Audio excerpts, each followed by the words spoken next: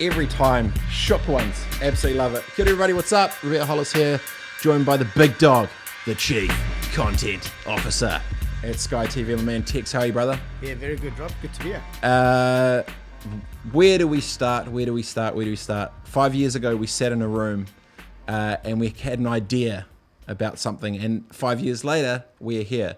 So I don't even know where to potentially start for this thing, because we're both smiling because we were literally in the room 5 years ago thinking about this idea for what Switch has potentially become. So where do you want to start, Tex? Yeah.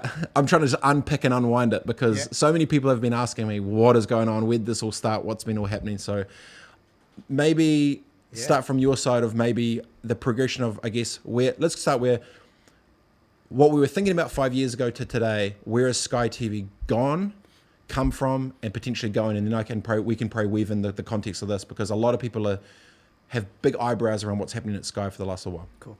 Have we got lots of time? We've got heaps of time. That's why I've already come prepared. I lined up. Okay. So Rob, you know what? If you remember clearly, I was actually the head of sport production at the time. That's right. Yeah, and I got told, listen, there's this guy, Roberto Hollis. You know, he's got an idea. He wants to have a chat, and I'd only been in New Zealand for 2 years, because that's as right. you can hear, even though I'm a Kiwi now, my accent is South African. Trying to change that. And very strong, my bro. Very strong.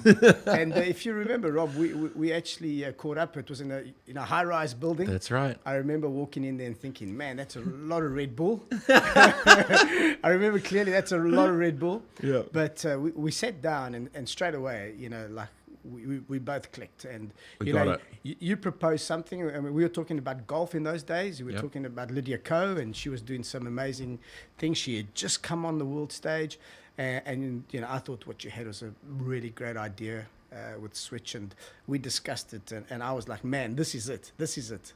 And I mean, as you know, with most large organizations, you know, they do tend to, and this is a general comment, but they do tend to move at different speeds. Yeah. Slower than startups. Pretty much. And I think, to be honest with you, that's kind of what happened. There was a level of curiosity that was like intrigue, but I think what overtook it was just the unknown. And because of the unknown, you know, we were sadly not able to progress this further. And I know I was pretty disappointed, and so were you. I mean, you said to me, geez, it's a no-brainer. And we both agreed it was a no-brainer. But the big handbrake was the announcement of the Vodafone Sky merger, which handbraked the ventures arm. So the context from my side was exactly that. Lydia Ko was going to defend the title down in Christchurch. Sky wasn't going to do the broadcast. Was going to cost a shit ton. I was like, stuff that. Let's do something. We created Switch, live streaming through Snapchat, multi studio. The ventures arm of Sky, King Pavan Vasu at the time was running that.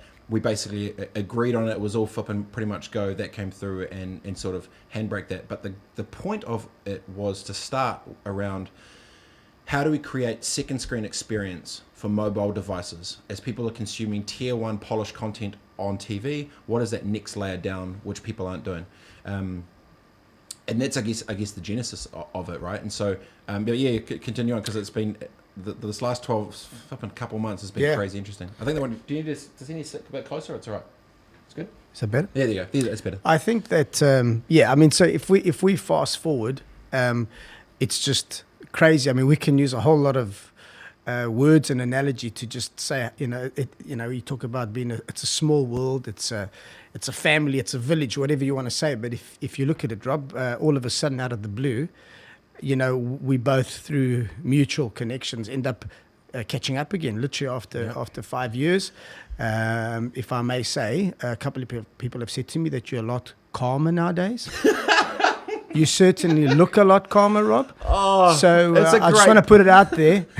No, you did say that, and it was right. And I was talking to a marketing manager of a very big business, and they even said the same thing of like, you feel that you're at a different stage in your life 5 years later. And I said, look, the energy is the same.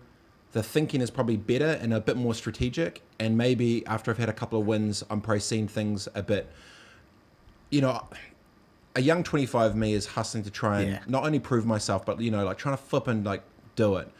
A 30-year-old me get a couple wins, and now it's like, you know what? Now let's actually be a bit more strategic about things, and I think that's what it's funny because I remember you actually said that too, because I guess I was in 10th gear the whole time. Mentally I'm probably still there, but physically there. So, but no, you're right, and we loop back, and the concept came up again. Now, what was the input, the initiation kickoff to try and revisit this from a Sky perspective, because no one knows any of this, right? And everyone's been asking me. I'm just like, nothing. But yeah, maybe start. We can go there. Yeah, absolutely. So look, I mean, the thing is, for us, out of sight, out of mind, and it's something we need to think about because, even from a Sky point of view, out of sight, out of mind is a big problem for us, and that's happened. But you kind of came back. I know you've always been here, but I'm saying just in terms of into the world that we're in, and Robé was there again, and we started having some chats, and very quickly, like within the second day we caught up, I was like, hang on, there was something that had been put on the table 5 years ago, that we were like, well, it's beautiful. Why are we not bringing that back again? And we started talking about it, and we realized that the challenge we had then is the same challenge we had now, if not amplified. Correct. The opportunity that Switch provided then was the same opportunity now plus.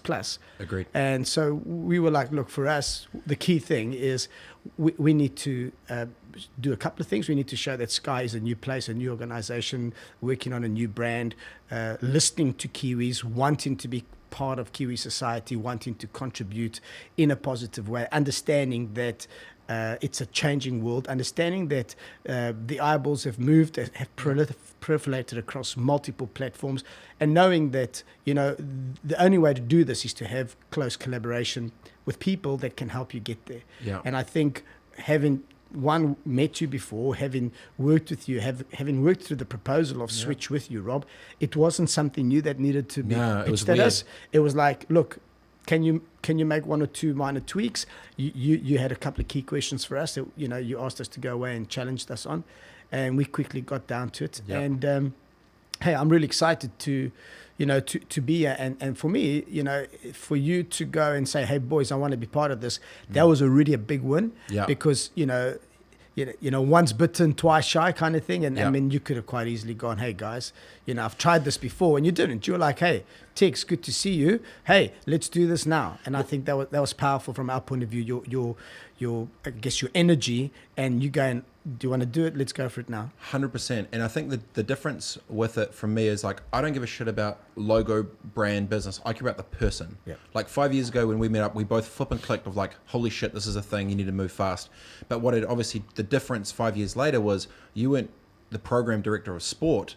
You were running the flipping whole content division, so we could actually have that conversation. So I think two things was I trusted the person because we'd been there before, and I think you'll remember we brought the pitch deck back up 5 years later of what Switch's, and it was 80% the exact same thing, if not validated to the point where I think you said you'd come back from a Olympics thing, and they were sectioning off different sections where they were monetizing, commercializing area for second screen experience on mobile devices. They were literally commercializing what we talked about and documented 5 years earlier. So for me, I kind of was like, this is a no-brainer, but also this is chunky. Like the brand of, and I've been so publicly off Sky in so many reasons about this is whack, stuff this, boom, boom, boom, boom, boom. I'm the flipping last person, literally, in New Zealand media that would want to do it. But I think the difference is not only that this is a potential play for Sky, it's actually bigger than that, because you could probably lead into a little bit is, you're working on something for 2020 that is really big. It involves tech, it involves media, it involves something, and that's probably publicly all that can be known. I know what that is, you know what that is, and I was at the point, I listened and I was like, new CEO, new change of the guard, shaking of the tree, game's changing, being brave to go forward. The leadership clearly has got braver, and I've only got to meet Martin twice super briefly, but I trust you and our colleagues in the middle.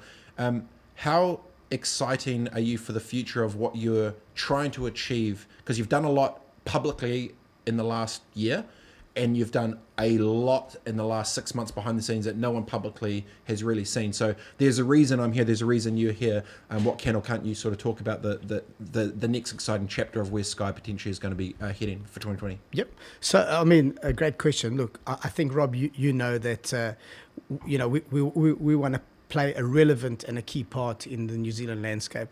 And we know that we do a reasonably good job from a traditional point of view with our traditional subscriber base and satellite. And I mean, and we all know that satellite will still continue to service a portion of the market because, for various reasons. If anything, the biggest thing is habits, and older people do have, a habit that's been formed and they're still pretty okay to consume in a certain way. The newspaper mafia. The rest of New Zealand has moved on. And I tell you what, so in my mind, I'm talking about anyone under 50 has moved on. So, you'd say, our traditional base was 40 plus. No ways. Yeah. I think our traditional base has moved right up 55 plus. Interesting. Okay. Yeah. So what I'm saying is, I'm not going to give away my age, but I can tell you now, I kind of mentioned it once or twice there, and I can tell you now that I think anyone under that age of 55 has progressed and has caught that, maybe not the first wave of technology, but has caught the second wave of technology and has adapted and has looked at what it can offer you in terms of consumption, in terms of access, and they've gone, I love this. Yeah. And while some of them might still be playing a little bit of linear and a lot of mobile and VOD and so on, the greater portion is moving the other way. So what am I saying is, linear will over time become a lot less, primarily live and so on. So the whole world's moving to event-based live. That's what people want to watch. They want VOD content. They want it at their fingertips. They want to pay for what they want to watch. They want to snack a little bit for free. They don't want to just be paying all the time. They want to just check what it's like. And so for us, from a Sky New Zealand point of view, there's a couple of key things here. The first thing is to understand that we've got to create a kick-ass experience that people go, wow, that's awesome. For us, people like Netflix, Disney's, Amazon, all these guys have come out and done pretty good apps, pretty good user experiences, and, they're easy to use. And when I say easy to use, even from the starting point of Rob, access card, swipe, boom, done. Payments a piece of cake, no needing to log in all the time, all that kind of stuff. I can flip across device, I can start watching here, I can consume there and so on. I mean, for us, we can either play catch up to that, which is good, or we can try and create one that's unique, that's Kiwi, but maybe could we maybe jump a little bit ahead, and create something that I don't want to say is a first in the world, because I mean that's a hell of a challenge for us, but create something that people go, wow, that's cool, you've added that and that into it, I like that. And then make that work in New Zealand, and maybe if it works in New Zealand, could we explore it abroad? So all of a sudden, you find us looking, we're playing in the content space, we're playing in the right space, and now slowly we're trying to play in the tech space. The tech space is not an area that we have got a good track record on, so I get that. So I think people out there will be going, what? Some people will be laughing and spitting their food out. But your approach to it has been the right way. So I don't know if you can talk about it. I think for us it's about partnership, collaboration, and getting the right people. There's great people out there, getting the right people to want to come and do stuff with us. And so we do. We have some people that we've hired, some what we see as leading industry professionals, weapons out there, to help us go and build a product, an experience that people go, I like this. This is cool and it works for me.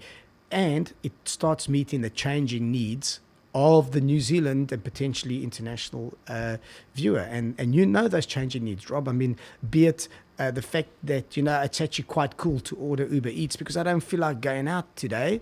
And, because it does work, to the fact that, I actually only want to watch certain things. And I don't want to watch the whole of the V8s, but I'm keen to watch the Bathurst because I think it's cool. I just want to pay for the Bathurst and so on. So, just creating something that, Kiwis go, I like that. You haven't made it difficult for me. Yeah. And I can at any time come in and out. And if I'm not on the platform for 12 months a year, I know I can come in and out and it's there and it's available and it can offer me a whole lot of things around this thing called content. Yeah. So 5 years... Was that too vague? No, exactly right. Sky is backing and building something that is going to be in the tech space for a new product for the market. and it's very clear that you're not trying to do it yourself, and you're actually partner with those to try and jump leap it. So that's a first huge piece which people haven't known, right? So awesome, building something rad. So the second bit would be the public moves that Sky's made, stadium, teams, sport. There's been a lot of moves happen real fast. This has clearly been at the direction underneath Martin, right? So do you want to maybe give context for why so aggressive so fast, why new direction so quick, and obviously on top of all those things externally, to be secret, I wouldn't say secretly be building and have been working on something already for the last while and future to drop, to greenlight all the stuff and go. So maybe around your thoughts on where it's come from in such a short time, because from the outside it's like Sky's thing, and all of a sudden it's like, whoa, Sky's doing that, whoa, Sky's doing, whoa, and people are probably freaking out. So why the need for speed? Yeah, sure. Look, what a lot of people don't know is when Martin started, and Martin has officially not been at Sky a year yet, so think about that. That's nuts. Yeah, so he started, I think, 12th of Feb, give or take, 2019. But he came on, was it October 18? 19? Very end. Yeah. So what a lot of people don't know is when Martin officially came on board, he had the choice to either come in and spend a couple of weeks with the team and shadowing the previous leadership and just basically doing a handover. He chose not to do that. What he chose to do, he traveled the length and breadth of New Zealand, okay, and he spoke to people. And he met people and he asked them about Sky. Before he was in the seat, officially in the chair. I didn't know that. Yep. So he traveled the whole of New Zealand. He was working, but instead of coming into the office and starting to lead the team, spent 2 weeks, probably slightly more, traveling the length and breadth of New Zealand and asking people from where he rented a car to where he got off the plane to wherever he was staying to wherever he could. To hear from the streets. Yep. And he used that as the basis for him to form a good understanding of how much work Sky needed to do and where it needed to do. And it was his feedback to us was pretty clear that there was a lot that we needed to do, that people felt that they were taken for granted, that we had traditional customers that felt that they hadn't been looked after, we weren't looking at the future, we'd forgotten about from the middleman, we'd forgotten about the youth, we'd forgotten about a lot of things. And he believed that? Not only did he totally believe it, but I think what you've seen is this massive ramp up of change from Martin. And that's why, to your point, you guys have done so much, because in his mind, he came back. One of the things that he said was, he said the things that he thought were good were better than he expected, which is great. He said the things that he thought were bad were worse than he expected. Got it. And I think for him, coming in, having worked internationally, he'd worked, as you know, at Sky UK, he'd worked at a telco in Spain, he'd worked in the Middle East. So, he traveled a bit. He realized there was a couple of key things that needed to happen real quick as the new CEO. And he came about, and the first thing was, building good partnerships, building relationships, because there was work that needed to be done out there, extending the arm and going, hey, can we talk? Can we meet? How can we make things work? The olive branch to make it right. He did everything he could to meet as many CEOs, as many business leaders that he could, and still does to this day, to build a relationship, to ask them, listen, what do you think? What can I do? How can we work together? And I guess from that, he realized this brand called Sky, needed a boost, needed a serious boost. And, he realized that at the same time, it was an important fiber of New Zealand. I mean, Sky is one of those organizations, Rob, that love them or hate them. I mean, Sky Sport. And, we're always in the media. I mean, we'll make what we think is a smallish change. It'll make it to the media because we're part of the fiber of New Zealand, have been so. It's our 30th anniversary this year, for example. TVNZ, Spark, same thing, 30 years, so you've been around for 30 years. You're part of the fiber of, of New Zealand. So he came along and he went, look, I want to take this brand. I want to take this Net Promoter Score. It's sitting down there. It's terrible. I want to change that in the eyes of our partners, in the eyes of customers and viewers. And so started off with partners and, as you know, made a couple of sponsorship investments, just showing these sports codes. Huge. What we call the love, from the Breakers to the Phoenix to the Women's Warriors. right through, Sky Stadium. Rugby Pass, and we'll come back to Rugby Pass if you don't mind, because it's talking about international. That's a big play, but yeah, we'll get there. But that was his thing. It was like, look, why would I not? The Tall Blacks, the tall, the Ferns, the Tall Ferns, and along with that came this thing, which was, look, it's not just men's, but it's women's also, and I want to be equal with this. Sky Sport Next. That was Sky Sport Next. Sky Sport Next. He'd been in the job for a couple of weeks, and he'd gone, you know what? He said, it's about the whole game.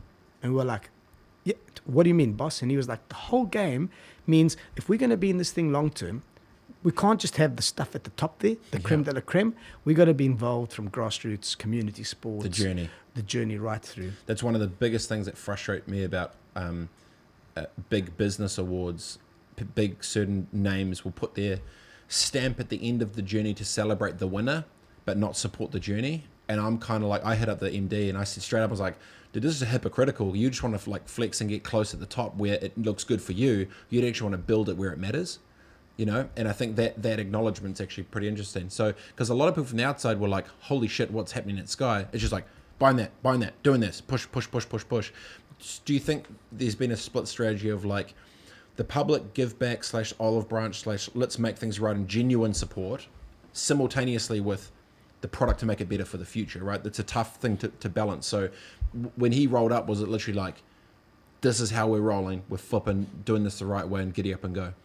Yeah, pretty much it was. And look, remember, we know we're a listed company, on the stock exchange. We've got shareholders, valuable shareholders. So, we also have to be prudent in how we spend. We have fiscal responsibility and so on. But, from Martin's point of view, and look, by the way, Rob, I totally support and agree, because I was also at a point in my life, if you don't mind me just quickly digressing, where I'm like, look, you follow a leader that makes sense, Yep. I personally, I will not follow a leader if it doesn't make sense, This was I don't want to say a battle because it sounds negative, but I mean, he took over in an environment where, the world was changing, things were changing, and we had a lot of hard work to do. Yep. And I wanted to be part of a leadership and a leader that was saying things that I was like, yep, I'll sweat for that. I'll go out and double down on that. And everything he said to date are things that resonate with me. I've been in the content industry like you. I've been in there for a long time, and longer than me, man. I like what you're saying. Yeah. So I mean, look, I think there's a genuineness to Martin. He is genuine. He really wants to make a difference. Like sport, he loves sport. He loves entertainment. He loves content. You can have a great discussion with him around content. He watches a lot. He's on social media a lot. I mean, he sees it as engaged. It's a powerful tool. He respects what it does. He knows what it can do, how it can help you or challenge you, depending which way, how you're tracking. But I think the key thing is he wants to, and it's not a short-term fix, but he wants to turn the company around from the point of view is make it successful, not only to investors and to shareholders, but also to Kiwi fans. And that's why our slogan of "in the hands of every Kiwi" is something that's important to us and something that we're aiming towards. But that brave leadership is gnarly, right? Because the self-aware, the acknowledgement of what everyone would have said would have been in the resentment of either the product is good, right? Watch the All Blacks, multicam, drones, all sorts of shit, looks amazing. The feeling for the brand is people want to like it, but they've had either bad experience or whatever, and they just have a resentment towards it. That is that big give back. How confident are you with the current strategy to not only address those things, but then also have then that future product going forward? Because that's the roll of dice, right? Because I put my name to something because I can see it, you can see it, Martin can clearly see it, other people can kind of see it. How have you felt with the buy-in to that potential future? Because it's actually surprising you've done as much as you have without people publicly talking about it. It's flipping incredible. Like, this is probably the first time publicly someone's actually saying that this is even happening, right? So it's quite monumental, really, right? It's good. So look, if you don't mind, I'll focus a bit more on the sports side of answering the question there, and the reason I say that from a general entertainment point of view, It's a bit more, maybe the word is challenging, Rob, because we're up against the global players in that space. But from a sport point of view, there's as you know, massive investment in New Zealand. We do the entire value chain from originating to distribution. So maybe from a sport point of view, in terms of trying to answer your question, there was a period where it couldn't starting to say the word cannibalization, and we go, no, we're not scared of that. I think we were shit scared. Yeah. So I think now you're honest. It's the truth. Yeah. Okay. It didn't beep the S. So that's fine. Okay. It's good to go. But look, I think, to be honest, that was it. And we've got to a point now where what we've realized is a paywall is necessary to run a business, but you've got to understand that you need to be comfortable putting a lot of stuff in front of the paywall. You've got to understand that where's that value before it? Correct. And you've got to understand that, maybe this thing, as much as we love what we call a 12-month customer, you've got to understand, as the world keeps changing, more and more people, want the option to opt in and out. And to opt in and out means you've got to consciously be feeding them with little snippets to entice them. And you can't put that behind a paywall. You've got to put it out there. You've got to make it available. And you've got to have partners. And Rob, I mean, if I sit with you for the next 6 hours, I want you to work out how many times I say the word partners, because hopefully it's 1 million times. Because it's partners. Honestly, it's collaboration and partners. I get it. So the partners could be the media. I mean, there was a period, common knowledge, I'm sure you guys will know that, we went to court with the media around fair dealings and news access. Yep. And why would you go to court with the media? I mean, think about that. Yeah. Crazy, right? So now we're building slowly strong media partnerships where we can, hang on, there's a way we can work in this thing together. Yeah. We know what they'd like. They'd like access to our content, and we'd like access to them supporting our content through editorial, through promotion. If we got something at 7:30 p.m., whatever that is, I tell you now, Rob, we need every partner out there to help us shout that at 7:30 p.m. Because you know what? Right now, in the eyes of the consumer, not the customer, the consumer, the Kiwi out there, there's a lot of noise, as you know, in your everyday life. There is noise coming at you from every single angle. Everywhere. Yeah. So how do I capture your attention to go, hey, Rob, this is at 7:30. You didn't even know about it. It's there. By the way, maybe you're not going to watch it at 7:30. You could watch some highlights later. Would you like to watch that? But if you do want to watch it at 7:30, there's some options. And here's a reminder. And it's for us, it's as simple as that, Rob. We need to get into the eyes and into the ears, into the minds of consumers out there and go, look, we got a really cool offering. We think we want to tweak. We have to change it. We have to make some of it different. Yeah. And part of it is starting this with you guys, with Switch, and finding different ways to present stuff. So we're looking at different ways to present some of our content. Now, just on that note, Rob, you know the deal. Some things you keep traditional, because one of the things that we started getting wrong towards the middle of last year is, rugby has a traditional base and has people that have loved us and supported us for many, many years. I mean, they literally own the company. And rugby lovers like to consume the content in a certain way. And the last thing you can do is try and inject some cleverness in there where the rugby lover goes, what are you doing? Yeah. But what we need to do is create parallel platforms. So the traditional rugby lover can and deserves to view his or her content in a certain way. But the up-and-coming rugby lover, or potentially what we call the non-core fan, a support fan. The weekend warrior. The weekend warrior. Yep. They are not necessarily interested in the traditional way. It's boring. It's slow. It's this. So we've got to create different ways to let them consume. Don't change the stream. Just build another stream. Correct. And on the river. On the river. And a lot of people, Rob, you know the deal. Some people are happy just with clips and highlights. Yeah. That's the frank reality. People nowadays are short on time. They've got X amount of time. Our attention span is like becoming less and less. You know that. How many times do you sit?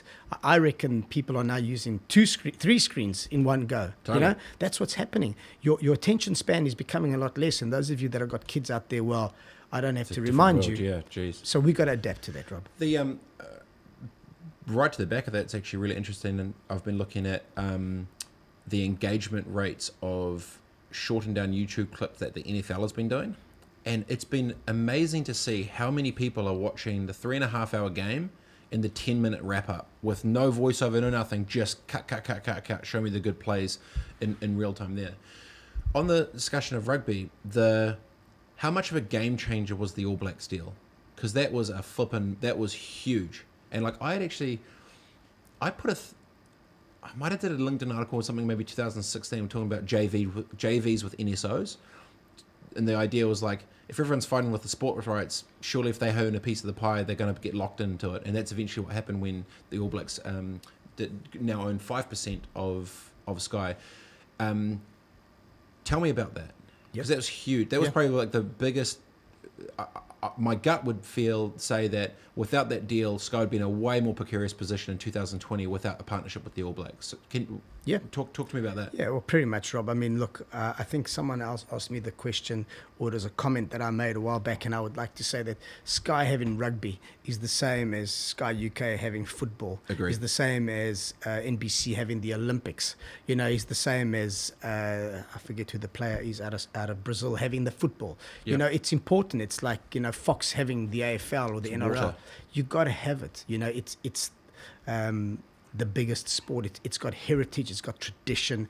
It's embedded in society, and it's in rugby is in the DNA of New Zealand. And we understand that it's got challenges, and you know, our colleagues and friends at New Zealand Rugby admit it. You know, they readily step up and go, "Yep, we've got a lot of work to do in this space," but you still got this powerful brand called the All Blacks, super powerful brand, respected, loved internationally, loved by other countries. You know, people don't realize this, but you go to South Africa, you go to some other countries, you go to Japan, the All Blacks are absolutely loved.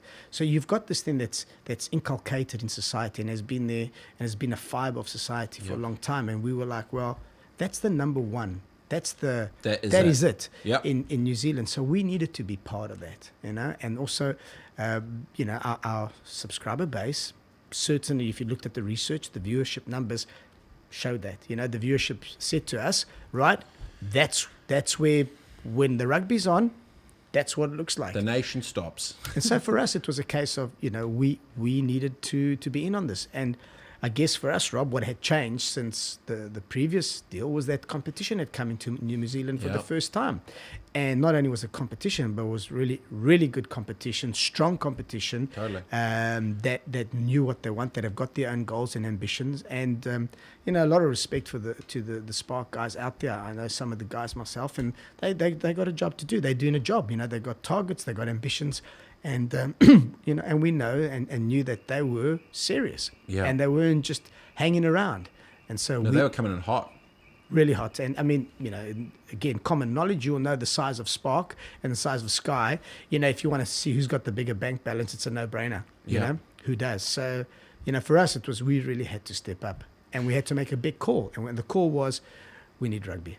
Full stop. I was not only the Spark thing, I was in the Corrie Lounge in Auckland about to fly to LA, and I was with a friend of the media game, and he was like, oh yeah, some shit going on, bro. And I was like, oh, what's up? He's like, doing a project with Amazon. I was like, Amazon? He's like, with the All Blacks. I'm like, with the All Blacks? And I was like, instantly my brain, because obviously you've been seeing how they've been making their moves over there. I was like, shit, they're going to start coming in as well. So I wasn't even thinking, I'd never thought that someone internationally would try and get close to the All Blacks that way. And as soon as they did, it was like, it wasn't a two-horse race. I was like, this is a thing. And this might have been 2-3 years ago, maybe, whenever it was. Yeah. Do you think Sky would have survived? What do you think the future of Sky would have looked like without the All Blacks deal? Without a big shift? Yeah. It's pretty gnarly, right? Yeah, I would say pretty bleak.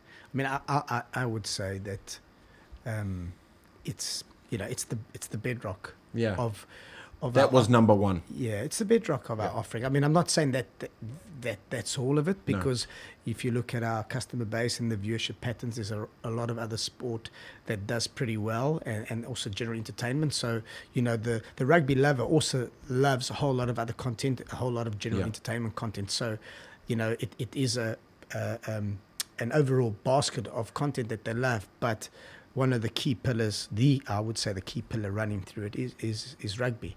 How did the how do you think the board would have felt when the conversation came up around equity for a national sporting organisation? Because that would have been new territory, right? You roll into a board meeting and you're talking about what an NSO is going to own part of my shit. You're like, what the fuck? Like, what is happening? But at the same time, obviously, with the ecosystem, how do you feel?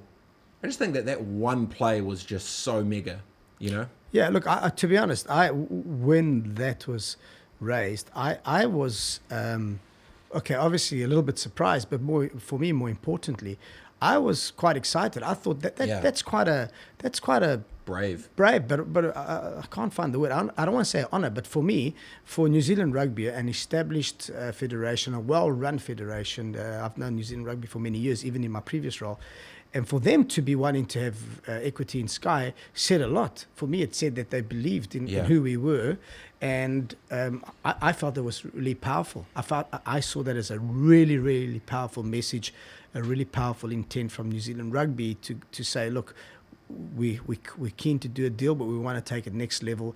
We see this as a great partnership that can develop and grow. So I saw it as a in a way a bit of an honor and a great opportunity. So about two years ago, I got pulled into a 2030 future of NZ rugby thing there. Chu was there, Philip was there, a whole bunch of, I guess, New Zealand type people, and they were talking about the future of where rugby would be.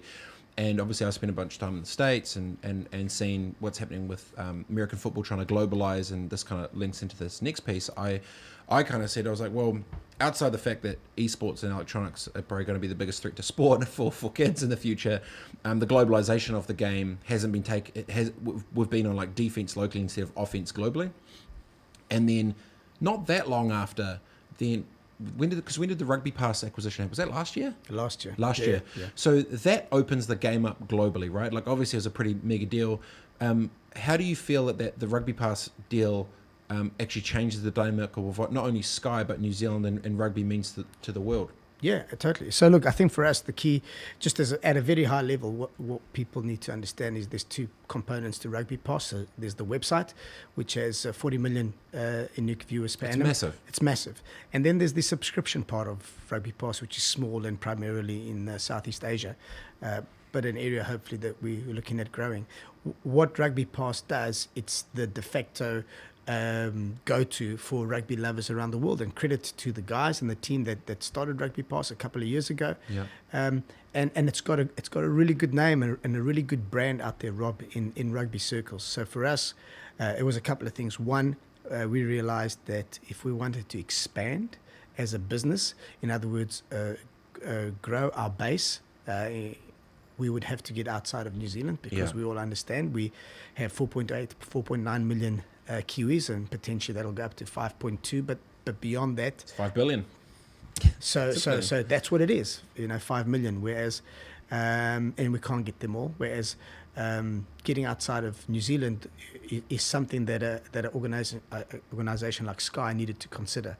And Rugby Pass was there, and we saw that and still see that as an opportunity to get outside of New Zealand and grow this base called Rugby Pass. The other thing is, Rob, what we're trying to do with Rugby Pass is, it's a good fit. It's a perfect fit for Sky, because it's not like we acquired something that we don't understand at all.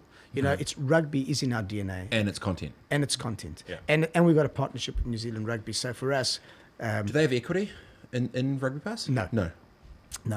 Well, I guess indirectly through their 5%. Because I was just thinking from that side.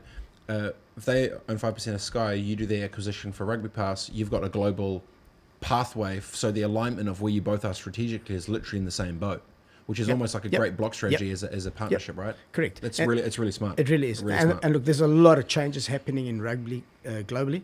I'm sure you're aware, last year there was the World Rugby Championships that they were trying to launch, that got pulled back a bit, but we certainly see something like that Rugby Nations tournament coming back at some time in the near future. Rugby wants to grow. Rugby needs to grow. You saw the success in Japan. You saw the viewership in the Japan game against South Africa and in that quarterfinal.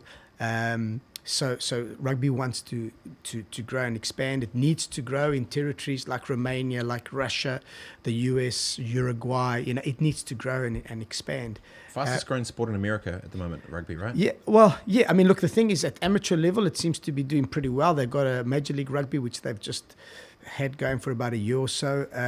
They really are, trying. I mean, as you know, the States, you live there, really tough because, the dominant 3 or 4 codes there.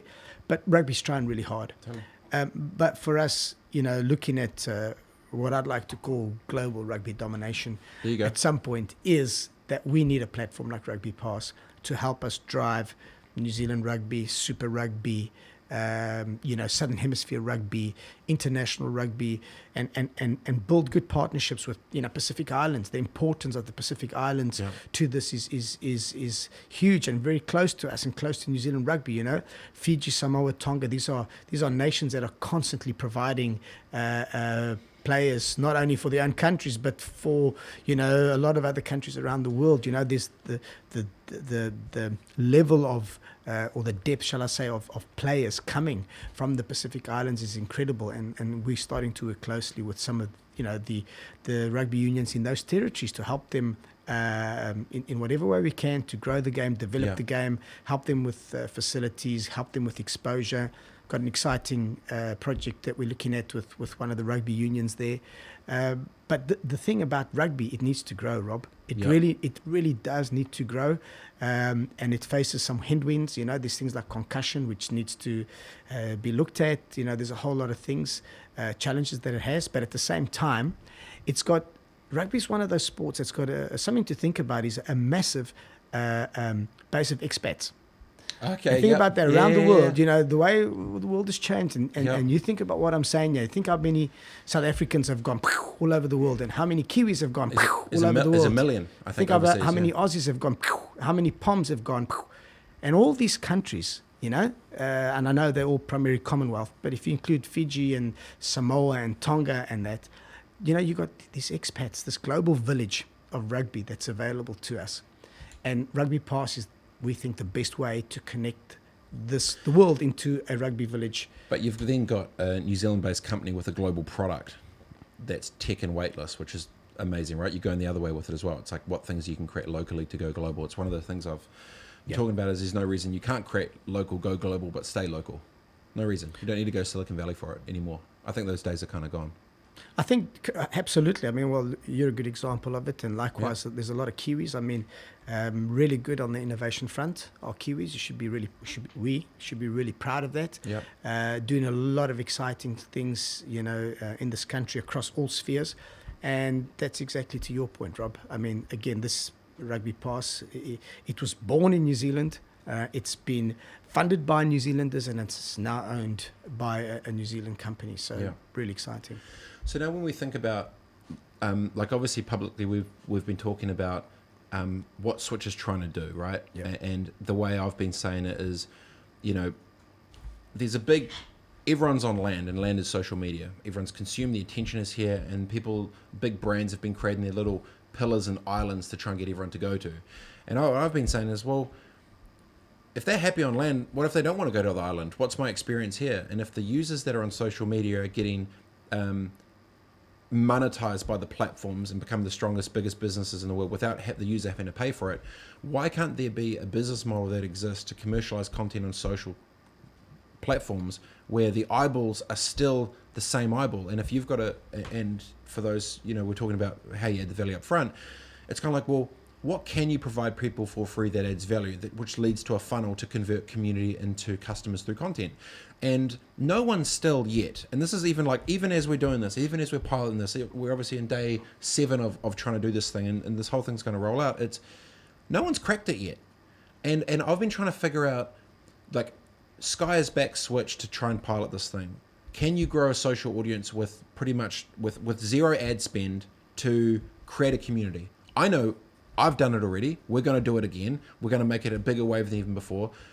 Why do you think it is that other brands or companies or media companies until 2020 still have not been able to either crack this or try and approach this or do it the way, is it against their business model?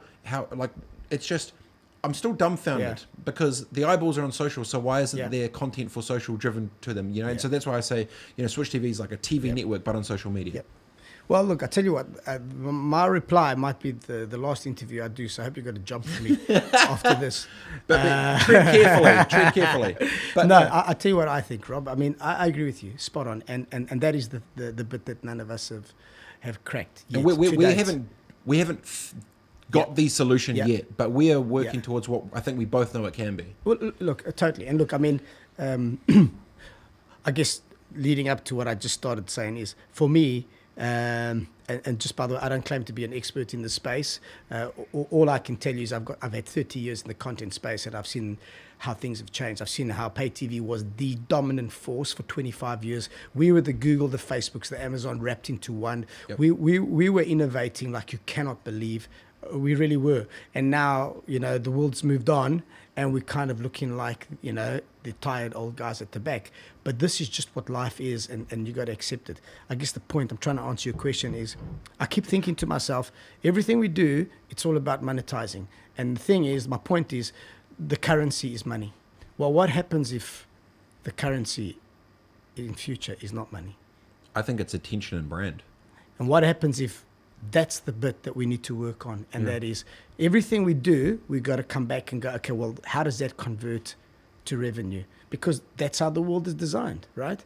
What happens if there's a new currency?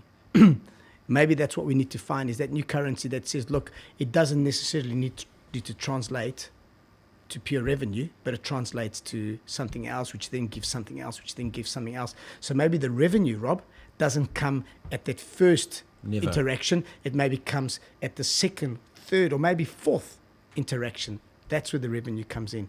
I think that's the bit we've got to work on. Well, it's always an accounting conversation because they ask for ROI, and it's like, well, how do you justify the Nike swoosh?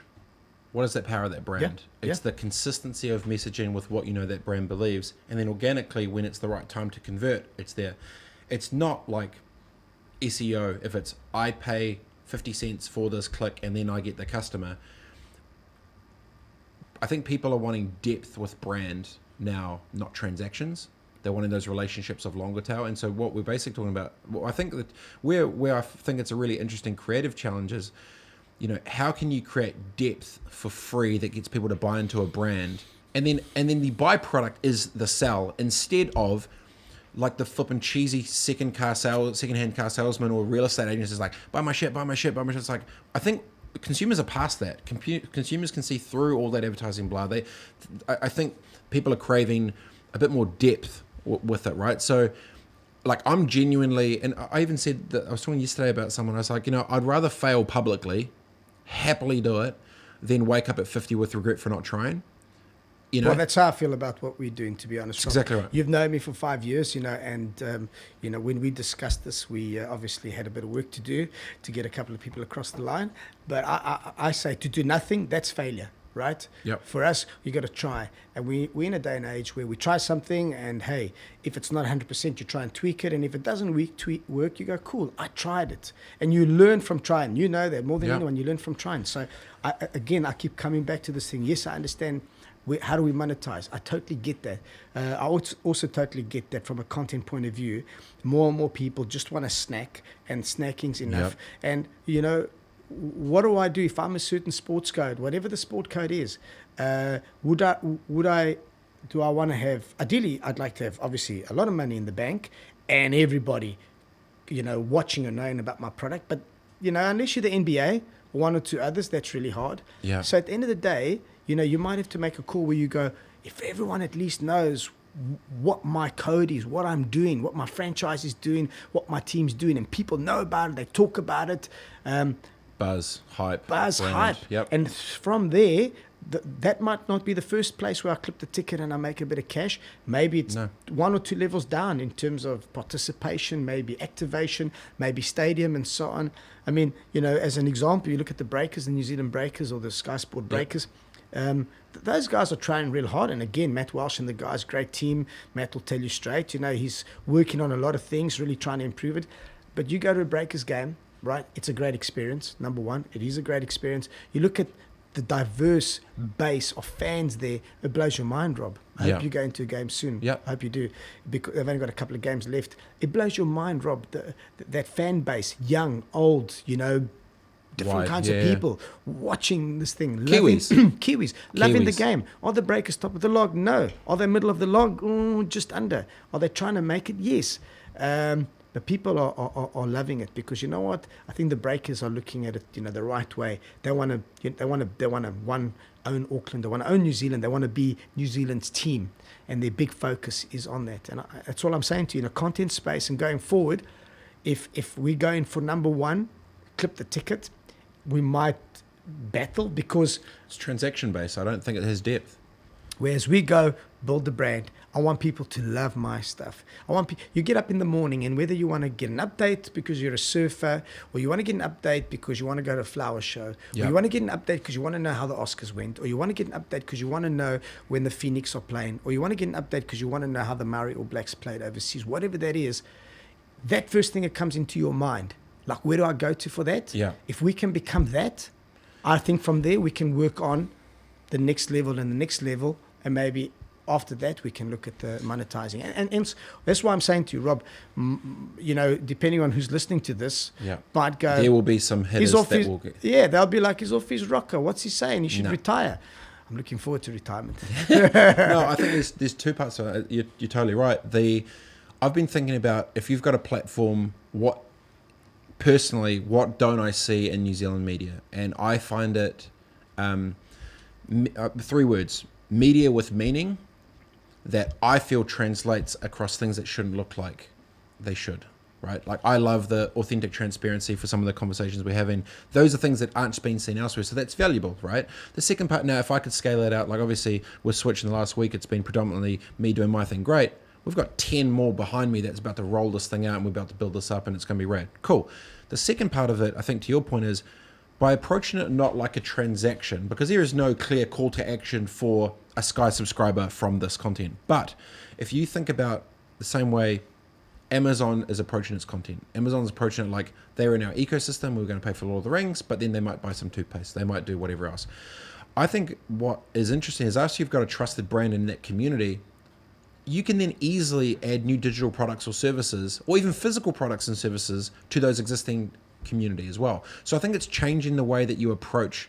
I think with a scenario like Sky, it's very clear that in other businesses in the media landscape, I just think you need to think of it differently. I would think of it like, build brand, build trust and relationships, convert that trust authentically through relative and realistic products and services that make sense to the customer across different verticals.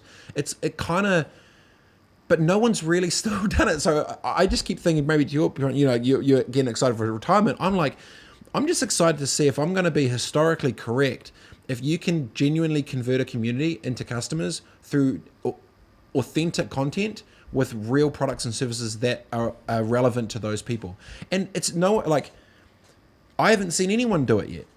And so for me, I'm like, well, I'm going first. So either the bus is going to flip and roll me over publicly, or I'm going to be driving and owning that bus. Do you know what I mean? So we smile because we know it's right. It's either I'm going to be right or wrong. It's like, we will be right or wrong. You'll be right or wrong to go as hard as you have publicly to try and make this big launch play. I'm going to be right or wrong to see if, and that's why I've been super transparent with publicly, like, I'm documenting, like, well, this is what's happening, this is where it's going, blah, blah, blah. Because and I'm so excited, because I know that if 5 years after we first had a chat, it has been, what we documented is not only happening, it's been commercialized by other people, we were right.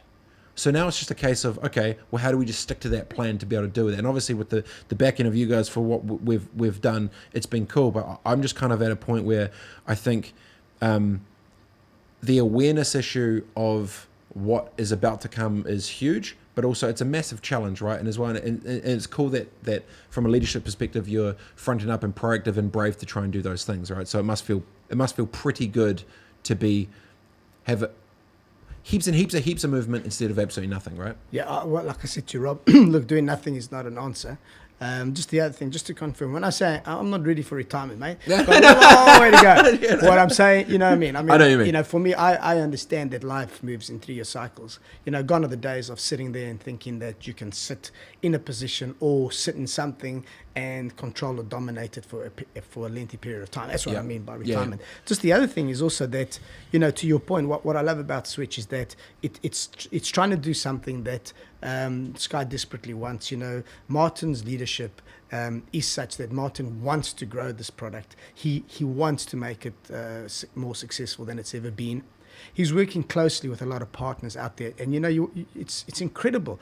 The like-mindedness that you get out there. So we have all of a sudden hooked up. New Zealand Rugby's been a long-standing partner of ours, and they've been fantastic. And there's been a change in leadership, and we're really excited to be working with the new guys on that. But likewise, you got people like the Warriors, Cameron George. These guys are awesome. When you sit down with them, you talk about trying new things. They're like, we got it. Let's do it. Let's try it. Let's make it work. They'll put a time frame to it, but they say, let's do it. The Wellington Phoenix, what they're trying to do, and I don't know if you've seen, Rob, there's a team, they got all these youngsters playing incredible football, not just scoring goals, but scoring great goals. What's your point, Tex? What's my point? Rob, think about it. What would happen without the fans? What would this thing look like without fans? Tell me. What would it look like without participation? What's the same thing? What would happen if schools stopped playing sport? Kids go, not interested. What would happen? Where are the fans going to come from? What are you going to do if there's no fans? So we can either look at it now for the next 2, 3, 4, 5 years and go, how do we monetize? How do we monetize? How do we monetize? Okay. Or we can say, look, what does this thing look like in 15 years' time? When the world's really changed and it's moved into hyperspeed and all these things have changed, and the Olympics probably has esports as a main feature in the Olympic program. We're on 6G, not 5G. We're on 6G. Think about it. And you picking the team because you're actually allowed to pick the team. By the way, I'm hearing this might be some exciting innovation from some of the rugby franchises in terms of trying new things. This is the bit. We've got a plan for that thing called 15 years ahead. And what does that fan look like in future? If we don't do it right now, Rob, we could have fewer fans in future. And the fans, the one that drives the whole thing. Totally. Never mind the consumption of content, that buys the merchandise, that goes to the stadium, that talks about it on social. Yeah. And that's why I'm saying, what's the currency? Yeah. On that note, I think we're going to leave it. It's pretty good. Cool. How excited are you for the next 6 months? Super excited. Look, 2020. Firstly, think about it. 2020. Prince sang about 1999. That's come and gone. We had the 2000s. We had Y2K, which we all went berserk. We all thought Y2K was going to spend millions trying to fix that or get ready for that. And now we're in 2020, Rob. So look, I'm super excited. I think that every year I keep saying to myself, this is a once in a lifetime. I try and look at this moment for media in New Zealand is once in a lifetime. I feel. Look, working with you, and it's a once in a lifetime. The opportunity that Sky has, the opportunity that Martin Stewart has, the opportunity that the new board of Sky has, the opportunity that the sports leadership in New Zealand, from the New Zealand Olympic Committee to all the sports teams I've spoken about, to the fans. It's once in a lifetime. This is coming from an ex-South African that might sound a bit, but it's a great country. It's respected and loved internationally. Wherever I go, people either want to come to New Zealand or have been to New Zealand and love and admire it. So we got something special, something unique here, something that we can share with the world, but also look after and protect and make sure we do the right things internally. And we're just a small little cog. And we need a lot of partners, a lot of friends, and a lot of collaboration, Rob, to make this work.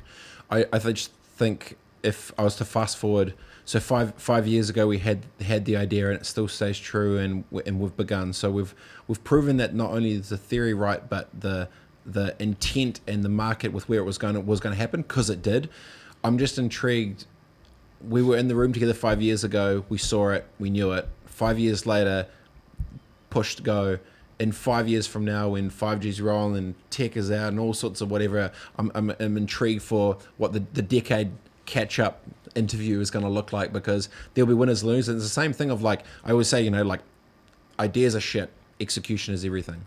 So it's like, will I execute, will you execute, will all the other people in play, and when they do, it's going to be interesting, because the market in time goes undefeated. It always comes through. But I really appreciate your time. This has been I've been waiting for a while to be able to finally say that you guys are actually backing it in the story and the context behind it. And obviously we've got a lot of work to do. Your team and with what you're building and what you're doing has got a lot to do, and I'm excited for where the next little phase goes. So I appreciate everyone being able to tune in. Been joined by my man Tex, now a Chief Content Officer at Sky. Big 2020. Big 2020. Does Martin like whiskey? Yes. I think we've got a future guest coming. I don't even. Yes, you do. I think we do. I appreciate the time, everybody. Enjoy the rest of the day. Giddy up and go. Finally, we can say it. Sky's back in Switch, son. Get active. Peace. Thank you. My man. Solid.